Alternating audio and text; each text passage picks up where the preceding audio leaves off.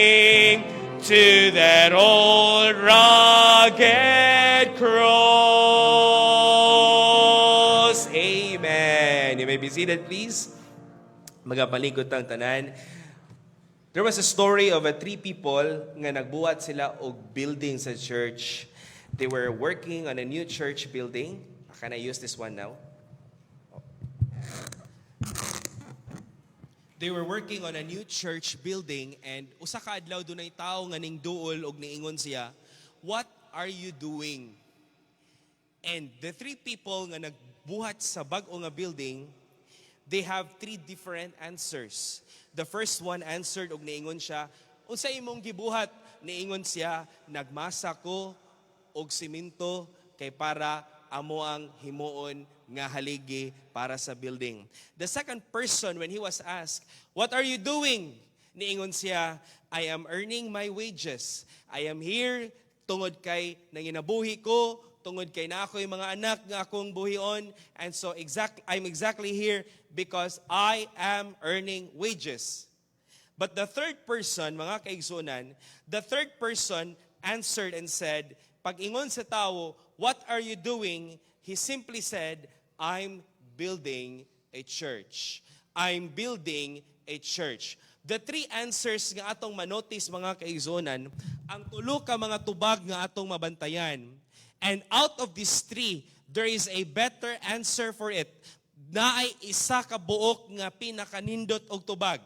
And I will tell you this morning, asa sa tulo ang naay nindot nga tubag. Una, ang ning tubag siya, "I am mixing a cement para sa pagplastar sa pundasyon sa haligi."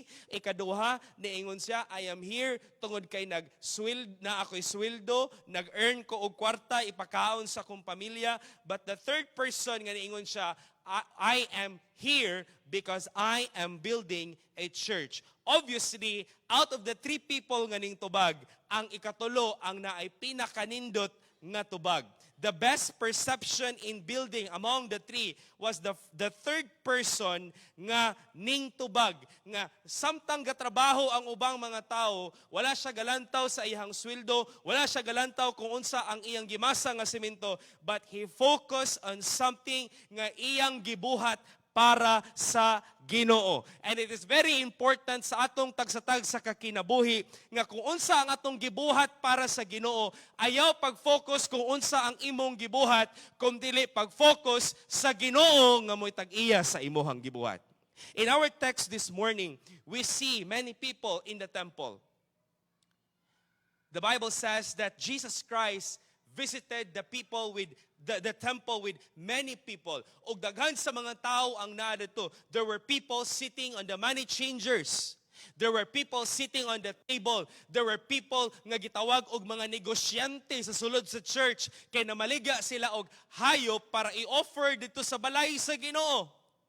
Ang daghan kay mga tao tungod kay all throughout the world, mga kaigsunan, the people would come and visit the temple. Usa sa mga magnificent building nga gitukod during the time ni King Solomon. Even until today, milyon ka mga tao ang muadto og mobisita sa templo sa Ginoo. But the problem is this, we see many people in the temple, but they were far away from God. Layo sila sa Ginoo. Naa sila sa sulod sa templo sa Dios, pero ang mga tao layo sa kasing-kasing sa Ginoo. It is a tragedy this morning to find people in the church. They are in the church, but they are not people of God. That is why as a pastor, mga kaigsunan, dili gid pwede nga mag-assume ang pastor nga ang tanang tao sa church luwas. That is why this morning, listen to me, be sure that you are saved. Sigurado agyud nga luwas ka. Sigurado agyud nga naa si Kristo sa imong kasing-kasing. Because if you are not saved, you are just fooling yourselves. Ani kabot nimo impierno ba? Sayang nga, naa ka sa church, naminaw ka sa pulong sa Ginoo, but nagpakaaron ingnon lang ang Kristohanon. Ang tao nga nasa sulod sa church nga naglingkod nga luwas. Pagkapait. Nga pwede unta kang maluwas pero wala ka na luwas. I've said to the young people last night, sa among fellowship dito sa Tukuran, giinan ako sila, sigurado agyod. Kaya usa sa mga hinungdan ngano ang tao mo biya sa church, kay in the first place, dili gyud sila luwas. Sigurado agyod nga tinuod ka nga luwas. And I told them, if you are not truly saved, come to me, storyahi ko, and I will be happy to share to you, to lead you into salvation. Because importante kaayo nga ang atong mga anak sigurado nga luwas sila. And I will always say this dito sa youth conference sa Pigkarangan o sa mga camp, mga kaigsunan, mga mensahe sa mga young people nga usay ang young people wala na usab ang kinabuhi because in the first place they were never saved. In the first place walay gipuy-an sa balaang espiritu. In the first place wala sila new nature nga gikan sa Ginoo. They are in the church but they miss the point of worship. They are in the church pero nag-focus sila kwarta. Money changers. They are in the church pero nabisi sila nagnegosyo sa mga karnero, sa mga baka nga ilang ihalad. They are in the church but they miss the point of worship. Listen to me this morning, basta nagani ka sa simbahan, isintro gyud imong kasing-kasing una-una sa pagsimba sa Ginoo. Ayaw gyud og katulog. Ayaw sad pagtabi. Ayaw sa pag-text diha o chat-chat diha. Ayaw bastusa ang Ginoo sa imong pag-anhi diri. Focus sa pagsimba sa Ginoo nga puno sa kasing-kasing nga matinud-anon diha sa Dios. Matthew chapter 15 verse number 8, the Bible says, "These people draweth nigh unto me with their mouth, and honoreth me with their lips, but their heart is far from me." Don't you think this morning that God is looking sa atong mga kasing-kasing as we come and worship the Lord? Don't you think that God is looking at us? Unsa gyud ang atong tinud-anay nga tuyo nganong naata diri sa balay sa Ginoo. That is why this morning let me encourage you to focus on Jesus, the Messiah. First of all, we see that when we focus ourselves to the Lord Jesus Christ, when we focus our vision to the Lord Jesus Christ, una sa tanan, we see the proper worship, ang insakto nga pagsimba diha sa Ginoo. The Bible says in verses 15 down to verse number 17, John chapter 2 verses 15 down to verse number 17, when Jesus Christ visited the temple. Pag-abot ni Jesus Christ dito, saba kaayo ang balay sa Ginoo. Kabalo ka nga kay naay mga namaligag hayop, naay mga money changers dito nga nagtransact og panginabuhi ngadto sa mga bisita sa balay sa Ginoo. And here's what Jesus Christ did. He overthrew. John chapter number 2, the Bible says nga si Jesus Christ ang katong mga tao nga nagnegosyo sa sulod sa balay sa Ginoo, iyang gipapahawa. He drove them all out of the temple. And can you imagine Jesus Christ nagdala siya og usa ka bunal mga kaigsunan ingon ang pulong sa Ginoo, and when he had made a scourge of small cords, gamay nga mga bunal mga kaigsunan, og iyang gipang tuwad ang mga lamisa og gipang pahawa nila sila nga naa dito sa balay sa Ginoo. You know why? Because they were disrespecting and dishonoring the highest reverence in worship. Kabalo ka, importante di ay kaayo nga sa dihang magsimba ta sa Ginoo, tinud-anay ang atong kasing-kasing nga nagsimba sa Dios. He drove them all out because Christ does not want the worship to be desecrated. The question this morning is this: part man sa pagsimba ang paghatag, pero nganong nasuko man ang Ginoo sa mga money changers? Part man ta ang pag-offer sa hayop diha sa pagsimba sa Ginoo, pero nganong nasuko ang Ginoo sa mga nagnegosyo og mga hayop? Una sa tanan, in verses 14 and 15, we must understand that, as I've said earlier, the people all around the world, especially the Jews, they were required to go to the temple and to pay temple tax. And ang tuyuan ng temple tax is for the sustenance of the house of God, para magpapadayon ang ministry, magpadayon ang buluhaton sa sulod sa templo sa Ginoo. So ang mga tao, ang mga Jews all around the world, they were traveling in and out of Jerusalem to worship the Lord and to pay the temple tax. So, talking about different kinds of Jews and different kinds of people all around the world, ang uban nasa Asia Minor, ang uban nasa Europe, ang uban nasa other parts of the world, and so they are bringing different kinds of coins, different kinds of currencies. So, nagkalain-lain nga mga klase nga mga salapi ang gibit-bit sa mga tao. Thus, what is being required is that the temple tax should be paid with a shekel. Mo na nga naay money changer dito tungod kay ang kultura sa mga Hudiyo, ang currency sa uban nga mga tao, sa uban nga mga nasod, dulumtanan at tubangan sa Ginoo. They are called unclean before God.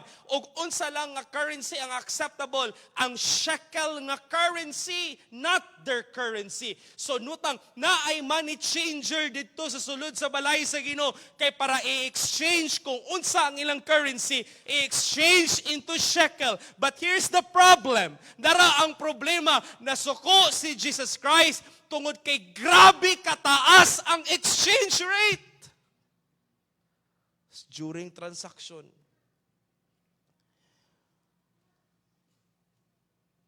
Gigamit ang religion para lang sa kwarta. They were using religion to gain money. And because of this, daghan kaayo kwarta ang templo. That is why Jesus Christ was so angry. Og niingon si Jesus Christ, pahawa mo diri, kuhaan ninyo ning mga butanga. Verse 16, make not my Father's house an house of merchandise. Ayaw ninyo himuha ang balay sa Ginoo nga negosyo.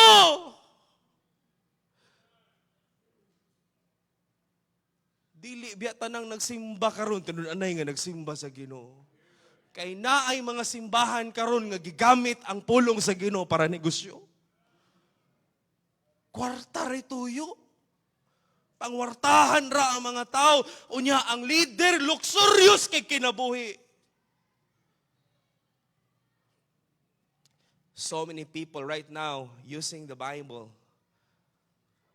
to gain money. Not just here in the Philippines but all throughout the world. Grabe ang mga pastor, naka-jet plane, naka-private jet.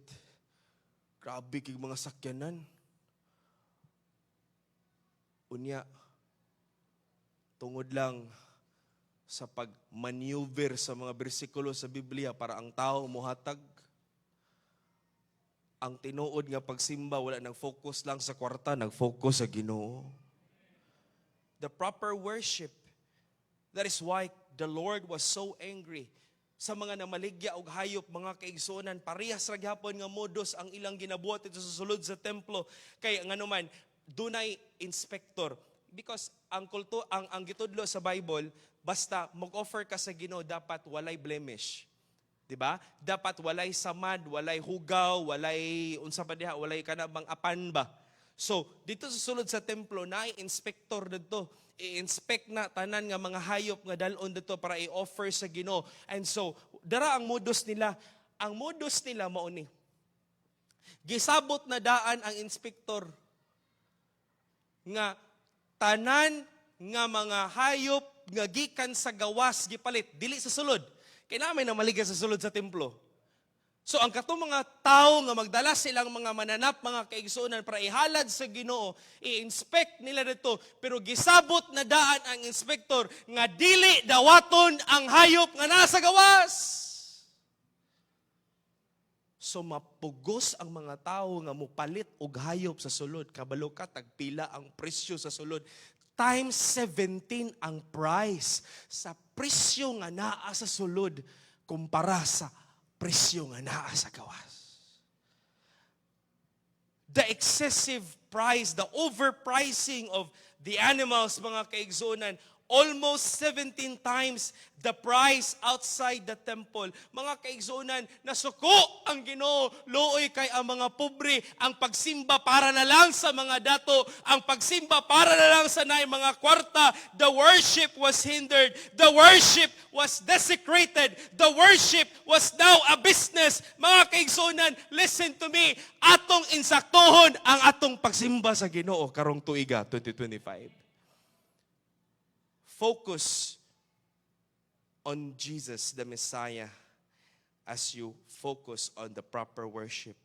Get your worship right. Nasuko ang Ginoo kay giinsakto sa Dios ang tinud-anay nga pagsimba. I hope that this morning, mga kaigsunan, we are going to decide this morning nga tinud-on nato atong pagsimba sa Ginoo. Atong ibutang kinasingkasing ang atong pagsimba diha sa atong Ginoo. Get your worship right before God. Let us worship Him in truth. Let us worship Him in reverence. Let us worship Him in sincerity. Let us worship Him in seriousness, in holiness, with joy, with love, with dedication, with intentional mind and heart that I will go to the church because I want to honor God. Ayaw ani og church kay magpasikat ka sa ubang tao nga nakay bag-ong sanina. Ayaw ani og church kay nakay bag-ong sapatos. Ayaw og ani og church kay naay blessing, manaay blessing or maway wala, manaay bag-o or walay bag-ong sanina. Simba sa Ginoo nga tinud-anay. God does not care kung bag-o imo sanina. The Bible says in John chapter 4, verse number 23, John 4:23, the Bible says that the Lord is seeking for true worshipers. Verse number 23, but the hour cometh and now is when the true worshipers shall worship the Father in spirit and in truth. God wants us to worship Him in spirit and in truth. With our whole mind, heart, and sa atong kasing-kasing o gunahuna, doon na tay tinguha nga simbahon ang Ginoo uban sa kamatuoran. Sa panahon nga mosimba ta sa Ginoo, ayaw gyud pag-expect nga ang Ginoo wala nakabalo sa imong kasing-kasing o gunahuna. Muna nga, when we come to church, mag-pray ka daan sa inyong balay, mag-pray ka, nag-anhin mo diri, then ibutang mo imong kasing-kasing diha sa pagsintro, diha sa pagsimba sa tuong buhi nga Dios, o kung unsa man ang mga butang nga imong gitago-tago, this is now the time nga i-surrender nimo sa Ginoo. I've heard people say, dili sa ko mosimba kay napakoy bisyo, dili sa ko mosimba kay napakoy ingon ani, napakoy gibuhat nga dili ingon ani. And a lot of people that I invited to church, mugod na ang ilang tubag. Unyara ko mosimba diha mantos, kung kuan ako, kung biyaan na nako akong panginabuhi. No!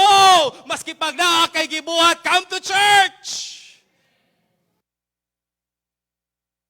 Ang usa ka Kristohanon nga tinud-anay nga nakasabot nga dili maayo ang iyang gibuhat, he will surrender everything to the Lord because God wants us to worship in truth, not just in spirit but in truth. For the Father seeketh such to worship Him. Hebrews chapter 12 verse 28 to 29, ingon ng Bible, wherefore we, receiving a kingdom which cannot be moved, let us have grace whereby we may serve God acceptably with reverence and godly fear, for our God is a consuming fire.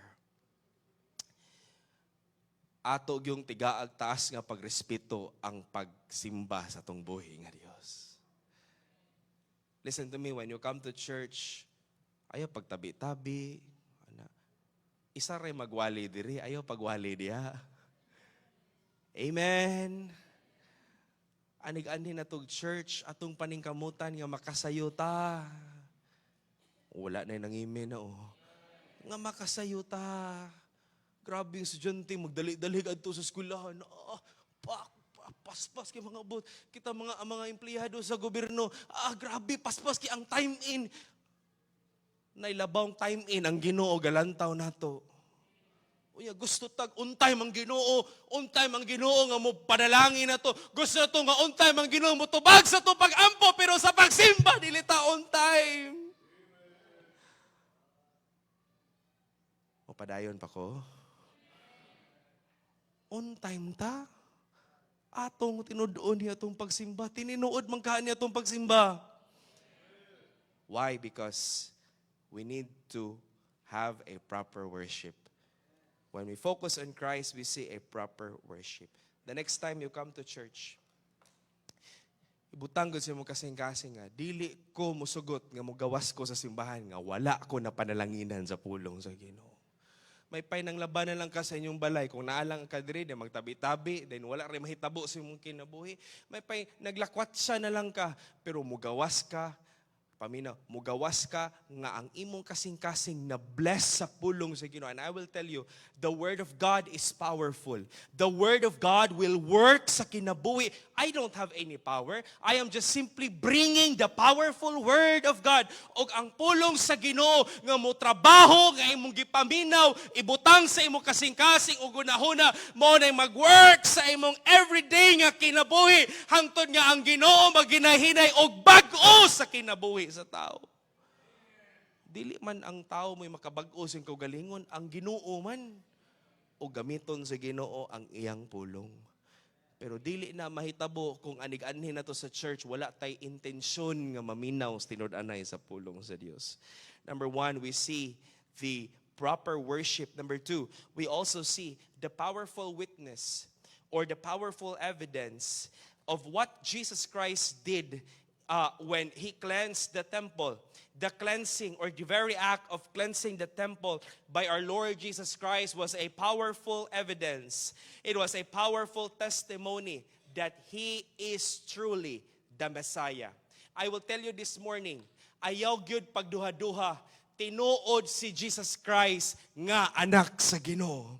The Bible says in verses 16 and 17, look at your Bible, John chapter 2, verse 16 and 17. John chapter 2, verse 16 and 17. Do not gaze away your eyes from the Lord Jesus Christ, because there is no other Messiah but the Lord Jesus Christ. Ingon ang pulong sa Ginoo, mga kaigsuonan. Sa diha nga iyahang gipang tuwad ang mga lamisa, gipang pahawa niya itong mga nagnegosyo dito sa templo, nangutana ang mga tao, kinsa day ka?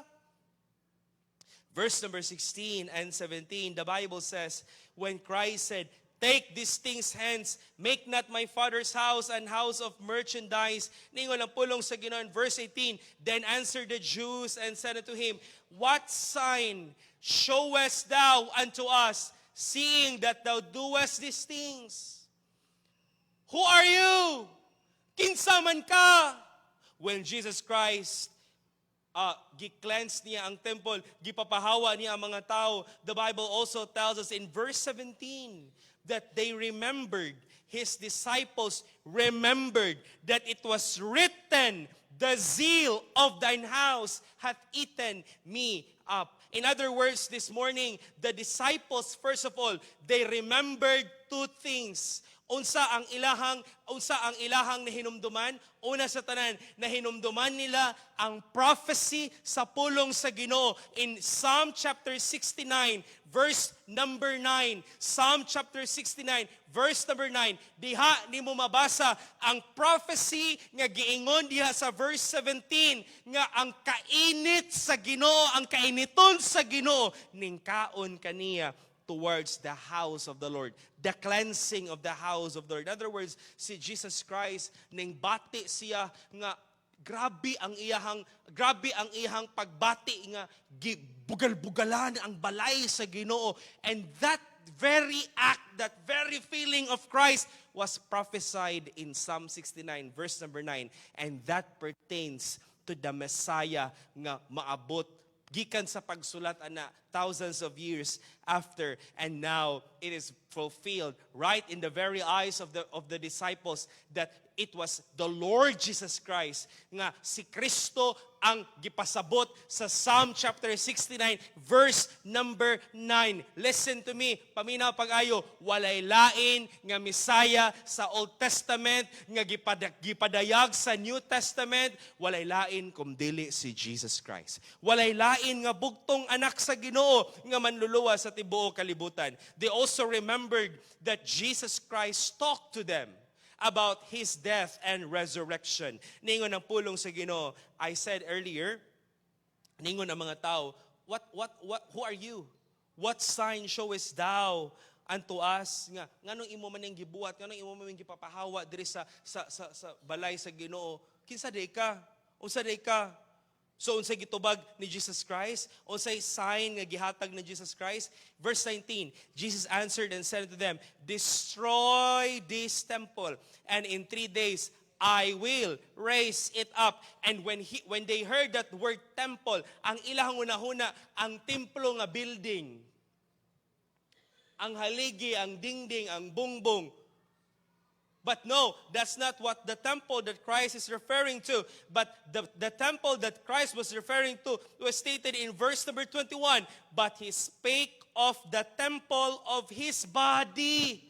So sa ato pa, pag-ingon ni Jesus Christ, destroy this temple and I will raise it up. Ang templo nga gisgutan, ang balay sa lawas niya, ang lawas ni Jesus Christ, nga usa ka adlaw, patyon siya, itugyan siya, ilansang siya sa cross, pero dili siya magpabilin sa lubnganan because Christ will rise from the dead. You know why? Because Jesus Christ is not just an ordinary man. He is not just some famous man. Jesus Christ is the Messiah. Siya ang anak sa Ginoo. Muna kung magwalit ang kaluwasan, sigurado ang kaluwasan nga si Kristo lang ang makaluwas. Dili dito dapat maulaw nga muingon nga si Kristo lang ang makaluwas kay walay lain nga makaluwas sa kalag sa tao, only the Lord Jesus Christ. Usay maulawan ta sa mga tao nga way dili tinuod ang ilang pagsangyo pero kugi kaayo magsuroy-suroy diha sa daplin. Kugi kaayo nga mo share sampulong sa Ginoo niya. Pangutan-on nimo, sigurado ka nga madto kag langit. Magtinarong lang ta para maluwas ta. Brad, mga lagad lang ta sa Ginoo, Brad. Ay, Brad, magkuhan lang ta, Brad. Magtuman ta sa pulo ka sugo. Unya, kitang baptis, kita nga naay sakto nga pagtulunan sa kaluwasan, ang atong mga bagahilom ta.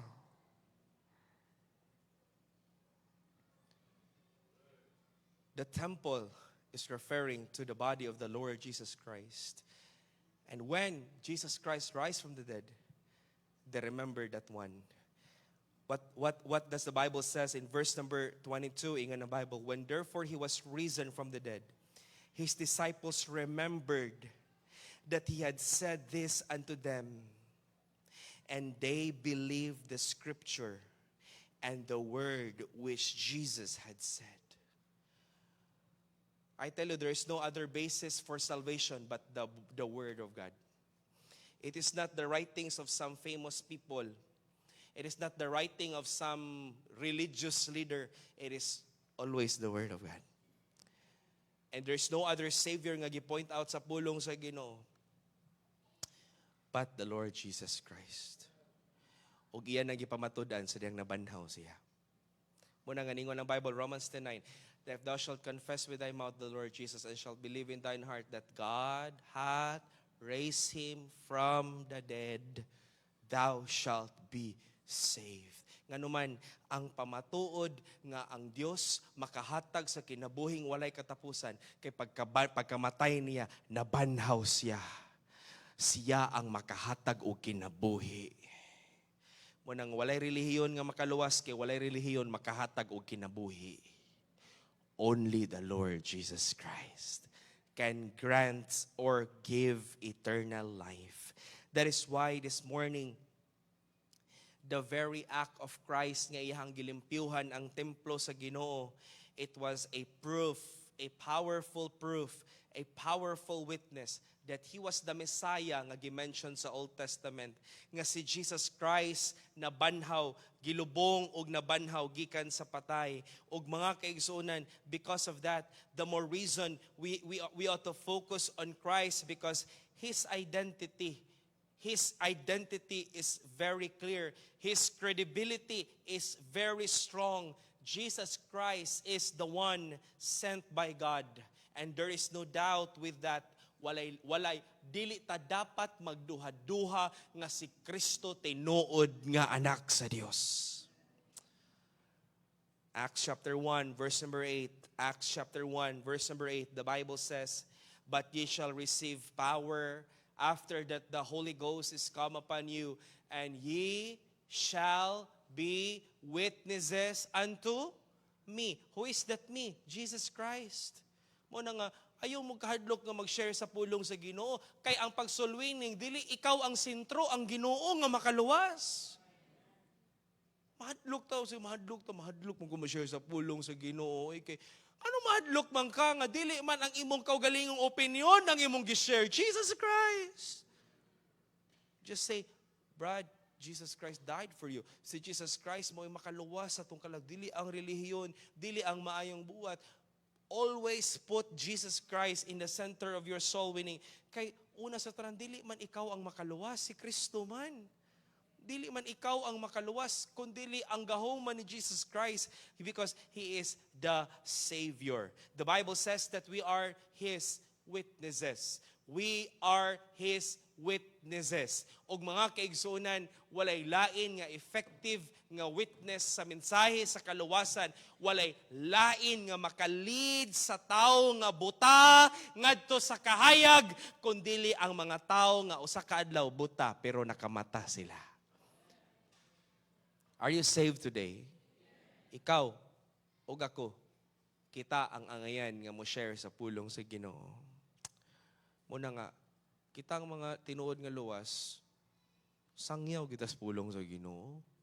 Pass out uta gospel tracts, manata sa gasolinahan or manata somewhere that we can have the opportunity, then let's pass out gospel tracts.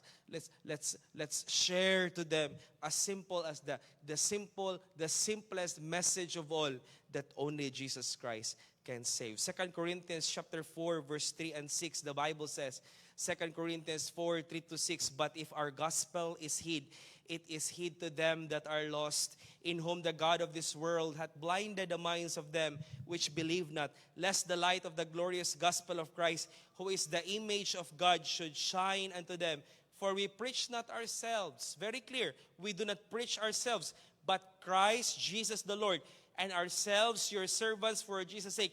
For God, who commanded the light to shine out of darkness, hath shined in our hearts, to give the light of the knowledge of the glory of God in the face of Jesus Christ."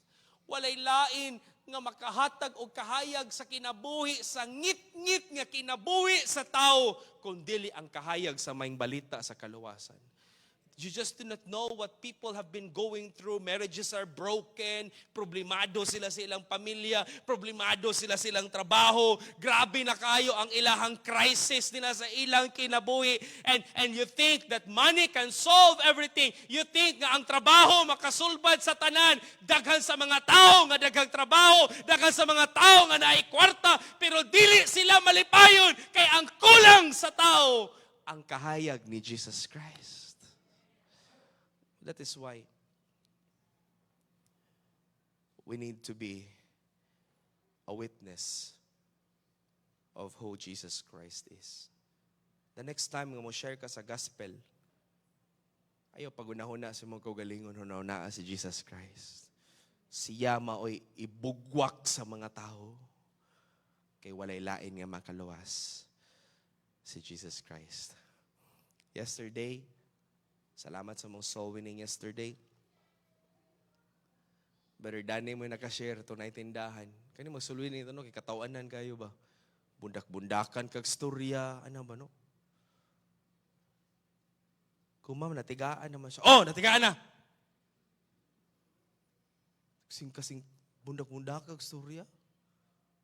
Ino no, ma'am. Kay na may mga nag-una na ito gayina. Una naman sa dito. Ma'am, na-share naman siya. Oo, na-share na mi. Uy, kahilas po na ning maninda og hotdog, uy. Tindira og hotdog og barbecue nga gamitiw kaayo. Pero salamat nga dili na to tan-awon kung unsa ang kahimtang sa tao, tan-aw na to ang iyahang tinud-anay nga kahimtang sa iyang kalag. And yes, wala ko na able na ka-share. Salamat nga si Brother Danny. Iya na lang yung gipiyungan, tanang bundak-bundak sa tindira dito sa Dublin. Abi niyo, enjoy kay mag-soul-winning. Enjoy kaayo, ano man, lami lagi kay kung vlogger pa lang lagi ko, lami kay mag-vlog ba, no? Din tanawon ba unsay mga reaction sa mga tao mag-soul-winning, naay uban pasudlon ka, napoy uban singkasingkahan ka, napoy usahay pasnakon ka. Hello?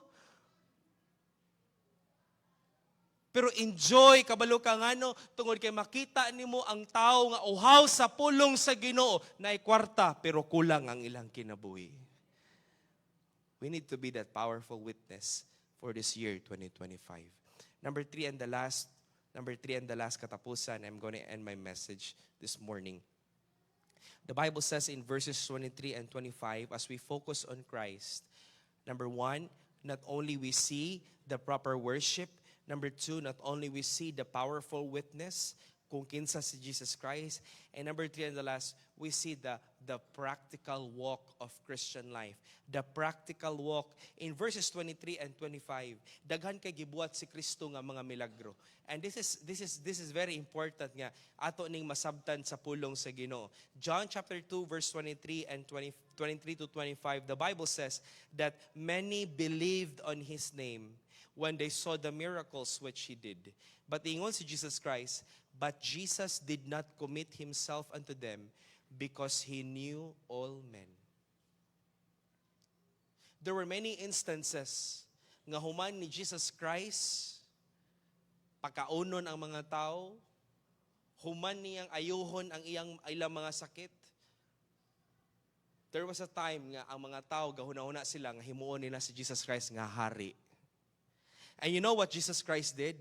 Si Jesus Christ sa iyang gahom ning tago siya o ning hawa siya. He refused to commit himself to the people. You know why? Kabalo si Kristo sa tinud-anay nga naa nato sa atong mga kasing-kasing. He knows who we are. He knows our hearts. He knows our motives. Ug daghan sa mga tao ang naminaw ni Jesus Christ, ning adto ni Jesus Christ, naminaw ning sunod ning tuo niya, but Jesus Christ refused the idea of committing himself to them because he knows that most people musunod lang sila ni Kristo kung ayahay ang kinabuhi. Musunod lang ni Kristo kung naay mga panalangin. Musunod lang ni Kristo kay gipakaon sila. Do you remember that one time nga gipakaon ni Kristo ang 5,000 ka mga tao? Pagka-following day, gipangita na sa nila si Jesus Christ. Ni adto si Jesus Christ sa other side sa Galilee. Ni adto na po sila na to. Niingon na po sila, Lord, naanaday ka diri. Giprangkahan sila ni Jesus Christ. Wala mo diri kay para maminaw na ako. Ni ani mo diri kay nabusog mo. Ang tinuod nga Kristohanong, listen to me na pa kayo, girefuse ni Jesus Christ kay ngano man, gusto sa Ginoo nga ang musunod niya nakasabot tinud-anay sa tinuod nga kinabuhi sa Kristohanon, nga ang kinabuhing Kristohanon dili sayon. The practical walk of Christian life is not an easy life. Christ knows that people wanted him to become a king, pero pag abot sa suffering, gibiyaan siya. And it's true. When Jesus Christ was arrested, gibiyaan siya siyang mga tinunan. O gingunana sa dusay ang Kristohanon nga di makasabot sa tinunanay nga kinabuhi.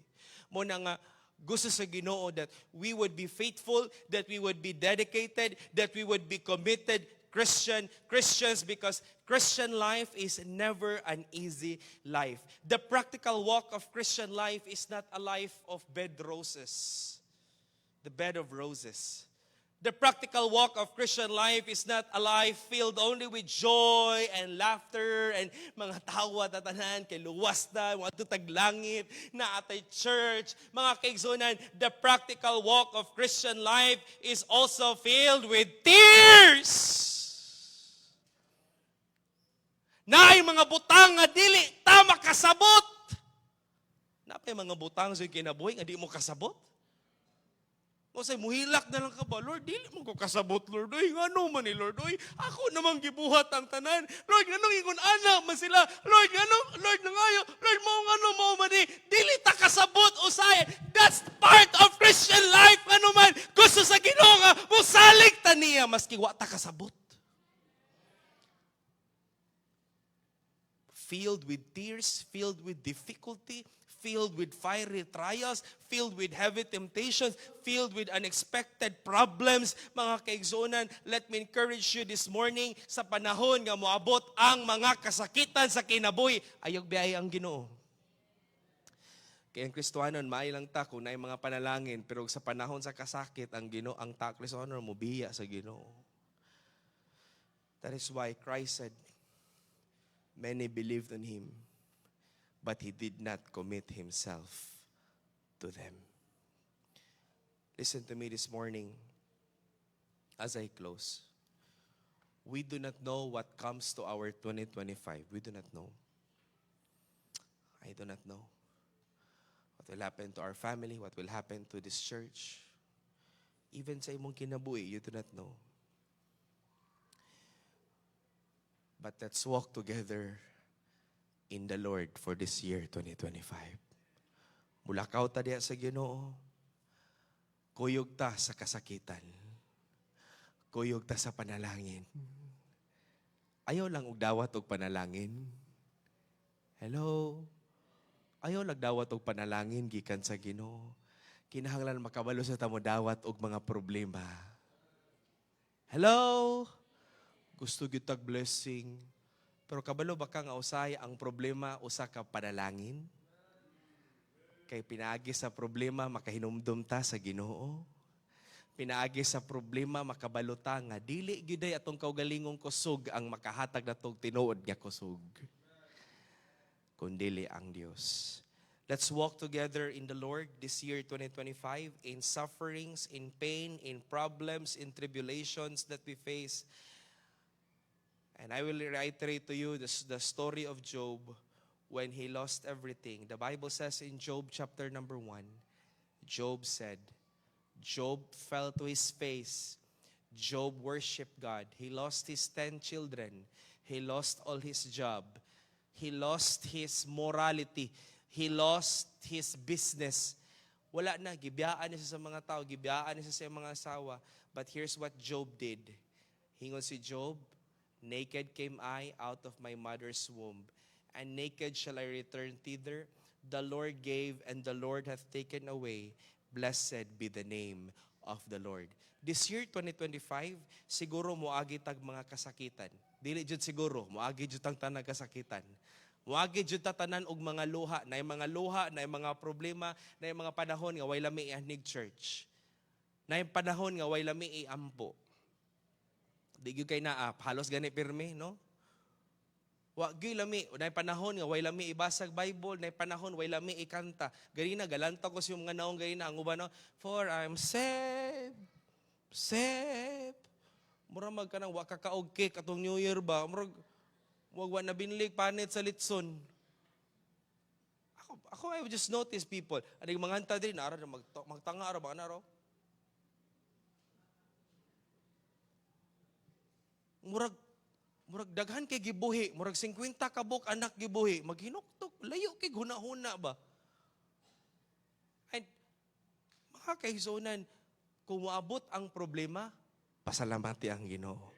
Kung moabot ang mga kasakit, honor God! Praise Lord! Lord, salamat kayo aning tanan. Worship the Lord. Thank the Lord. Because that is the practical walk of Christian life. O hinumdumi lang nga si Kristo, taliwala sa tanang mga kasakit ngayong nagian, nagpadayon siya hangtod sa cross, iyang gihatag iyang kinabuhi. Unsa ra gud na atong kasakit sa kasakit ni Jesus Christ sa cross? But the practical walk of Christian life is that life is like a series of waves. Usay nata sa taas, usay nata sa ubos. Usahay linaw, usahay balod. Pero listen to me. Ingon ang Ginoo, dili kaniya biyaan. And as I've said, in the intro this morning, the same God that sustained you last year is the same God that will sustain us this year. Heads are bowed, eyes are closed. No one looking around, please. Dungo sa ulo, piyong sa mga mata. If you are here today, you are not saved. Pastor, dili ko sigurado nga luwas ko. Gusto ko makasigurado nga luwas ko. I want to be sure I'm going to heaven. Are you sure of going to heaven? If you are going to die today, sigurado ba ka nga moadto kag langit? Maybe today moingon ka, Pastor, dili jud ko sigurado nga moadto kog langit. This year 2025, be saved. Just raise your hand, Pastor, I am not saved. I want to be saved. May naa ba? Is there anyone? Is there anyone? I want to be saved, Pastor. Gusto ko maluwas. Is there anyone? Is there anyone? Is there anyone? Ihangyo ka sa pagtindog karon, just stand to your feet. Stand to your feet as the piano plays softly.